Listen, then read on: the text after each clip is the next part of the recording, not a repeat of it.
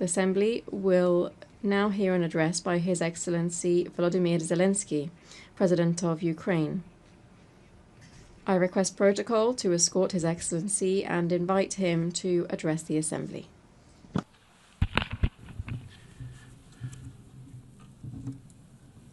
Madam Chair, Deputy Secretary.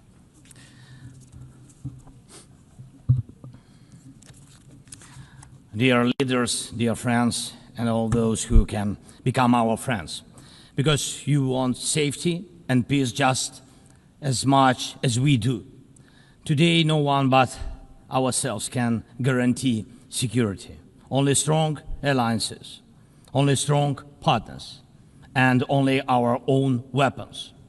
The 21st century isn't much different from the past.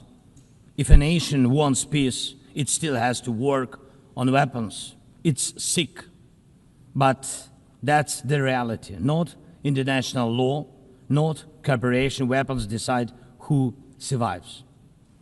Excellencies, you know perfectly well international law doesn't work fully unless you have powerful friends who are truly willing to stand up for it. And even that doesn't work without weapons. It's terrible, but without it, things would be even worse. There are no security guarantees except friends and weapons. No Ukrainian choice this kind of reality. And knowing our people, they would have chosen a different priority. Ukrainians are peaceful people, but they are people who want to live freely in their own independent country. That's why we invest in defense. For many nations, there is simply no other way left. Nations can speak about their pain from stages like this, but even during bloodshed, there isn't a single international institution that can truly stop it. That's how weak these institutions have become. What can Sudan or Somalia or Palestine or any other people living through war really expect from the UN or the global system? For decades, just statements and statements. And even everything happening in Gaza remains without a way out. Even now, Syria, after all the changes, still has to appeal to the world to ease the sanctions that are choking its economy. It has to ask and wait. Syria deserves stronger support from the international community. And as Russia's war against my country goes on, people are still dying every week. Yet there is no ceasefire because Russia refuses. Russia abducted thousands of Ukrainian children, and we have brought some of them back. And I thank everyone who's helped. But how long will it take to bring all of them home? Childhood slips away faster than adults are able to help. Look at Israel. Nearly 2 years have passed and hostages still haven't been freed. They must be freed, but even that still hasn't happened. And for years, there have been no real answers to other threats, either chemical weapons and famine used as a weapon. Last year, at this assembly, I warned the world about the risk of radiation disasters, especially due to Russia's occupations of our Zaporizhzhia nuclear power plant, the biggest in Europe, but nothing's changed. Nothing's. And yesterday, the plant went into blackout again, and Russia hasn't stopped shelling even in areas near a nuclear facility. And because of international institutions are too weak, this madness continues. Even being part of a long-standing military alliance doesn't automatically mean you are safe. Just recently, 19 simple Russian drones violated Polish airspace, and only 4 were shut down. Luckily, they were not shaheeds or even worse.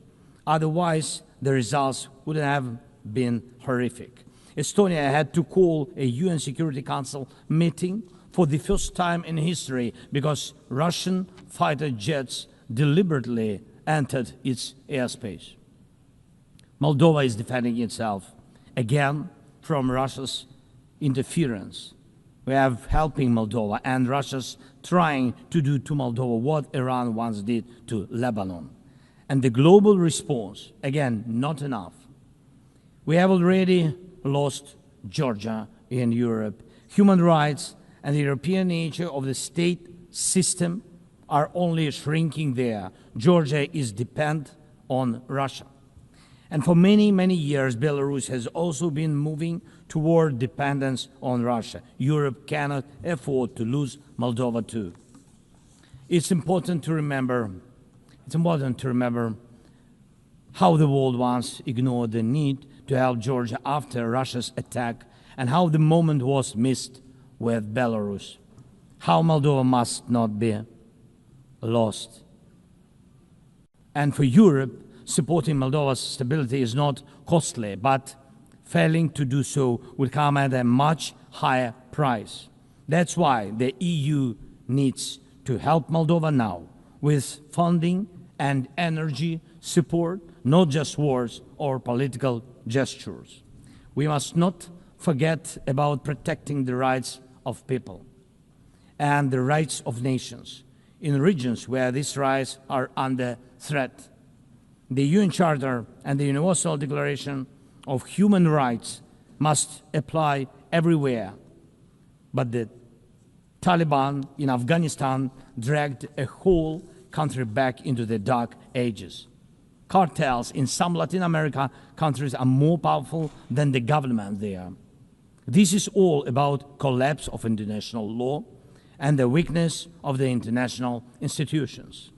And so it's about the rise of weapons. Weapons decide who survives.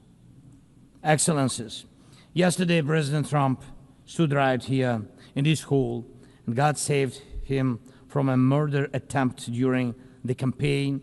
A shot was fired from a rifle, and just a fraction of an inch saved his life. Just days ago, President, along with hundreds of thousands of Americans, honored the memory of Charlie Kirk. Sadly, his life was cut short by a bullet. Once again, violence with a rifle in hand. We also mourn the Ukrainian woman, Irina Zarutska. She was brutally killed with a knife here in America, the very country where she was seeking refuge from Russia's war. And almost every day, when we open the news, we see headlines about violent attacks happening all around the world. Most of it is done with weapons. People are already used to, but weapons are evolving faster than our ability to defend ourselves. Now, there are tens of thousands of people who know how to professionally kill using drones. Stopping that kind of attack is harder than stopping any gun, knife, or bomb. This is what Russia has brought with its war. It used to be that only the strongest countries could use drones because they were expensive and complex. Now, even simple drones can fly thousands of kilometers. War tech doesn't care about geography anymore. It's now reshaping it. Just recently, airports in Europe had to shut down because of drones. Authorities couldn't even say what kind of drones they were, who sent them, or from where. Last week, North Korea announced the test of a tactical strike drone. That means even countries with limited resources can now build weapons that are dangerous to their neighbors. Ukraine and nations like Saudi Arabia know all too well how dangerous Iranian attack drones are. But what happens when all the types of drones become available, even to small terrorist groups or cartels? The world moves too slowly to protect itself, and weapons move fast. Now companies are already working on drones that can shoot down other drones, and it's only a matter of time, not much, before drones are fighting drones, attacking critical infrastructure and targeting people all by themselves, fully autonomous and no human involved except the few who control AI systems. Dear leaders, we are now living through the most destructive arms race in human history, because this time includes artificial intelligence. And if there are no real security guarantees except friends and weapons, and if the world can't respond even to old threats, and if there is no strong platform for international security, will there be any place left on Earth that's still safe for people? We need global rules now for how AI can be used in weapons, and this is just as urgent as preventing the spread of nuclear weapons.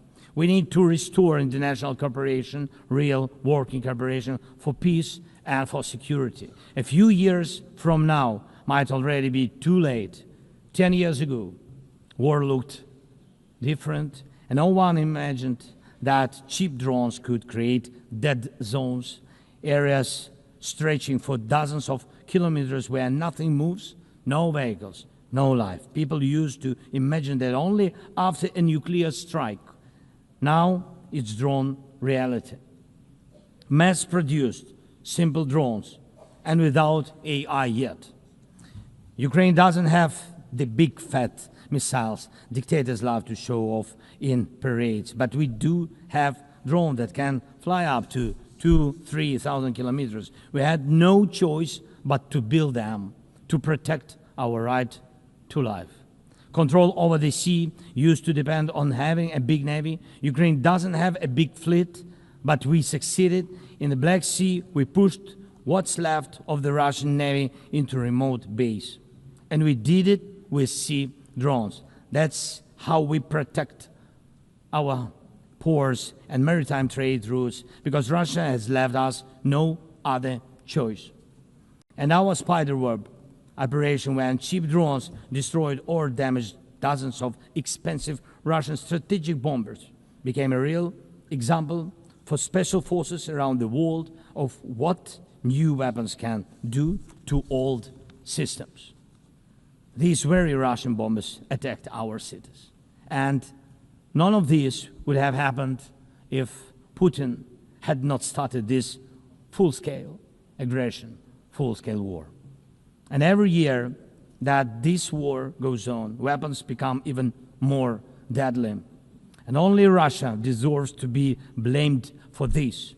Dear leaders, to protect lives, Ukraine builds underground schools and underground hospitals. To protect lives, we have to spend more on protecting power stations from drone and missile attacks than on building sports facilities or cultural infrastructure. Ukrainian farmers are learning how to protect their equipment from Russia's FPV drone strikes, and for them that challenge is far greater than climate change. Russia's war has put us in this situation, but do you have protection against similar threats? The facts are simple. Stopping this war now, and with it, the global arms race, is cheaper than building underground kindergartens or massive bunkers for critical infrastructure later. Stopping Putin now is cheaper than trying to protect every port and every ship from terrorists with sea drones. Stopping Russia now is cheaper than wondering who will be the first to create a simple drone carrying a nuclear warhead. So we must use everything we have together to force the aggressor to stop. And only then do we have a real chance that this arms race will not end in catastrophe for all of us. If it takes weapons to do it, if it takes pressure on Russia, then it must be done. And it must be done now. Otherwise, Putin will keep driving the war forward wider and deeper. And we told you before, Ukraine is only the first, and now Russian drones are already flying across Europe, and Russian operations are already spreading across countries, and Putin wants to continue this war by expanding it, and no one can feel safe right now. So first, we are now building a new security architecture for ourselves. More than 30 countries are already part of our coalition, and we are strengthening army, launching joint weapons production with partners, and defining financial commitments for defense in a way that could become a security model for any other nation.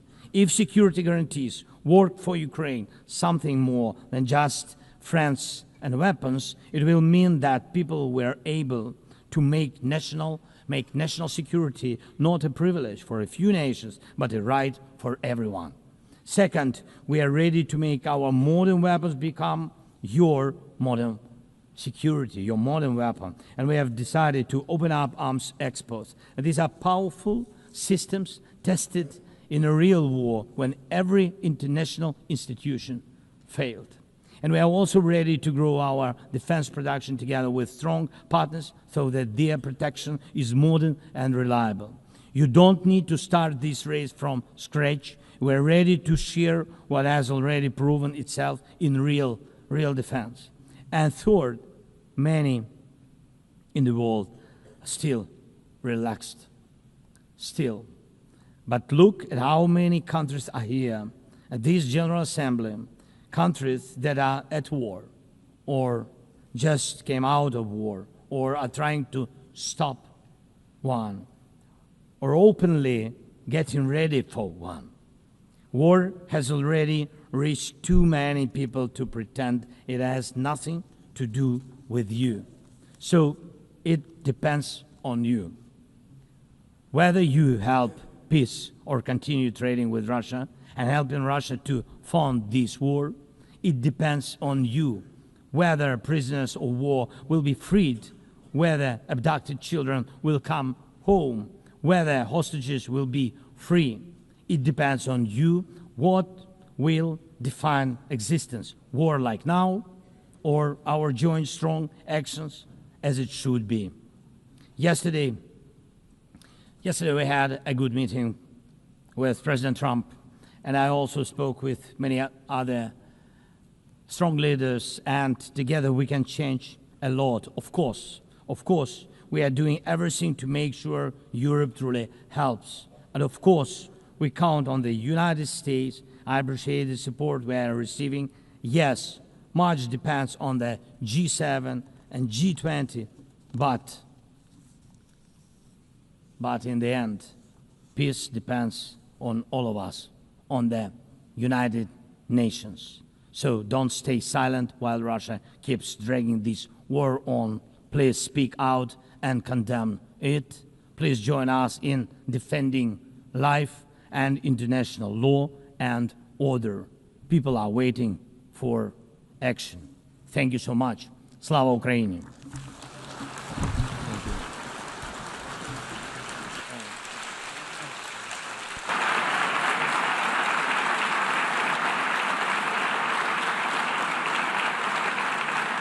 Au nom de l'Assemblée générale. On behalf of the General Assembly, I wish to thank the President of Ukraine. The Assembly will hear an address by His Serene Highness, Prince Albert II.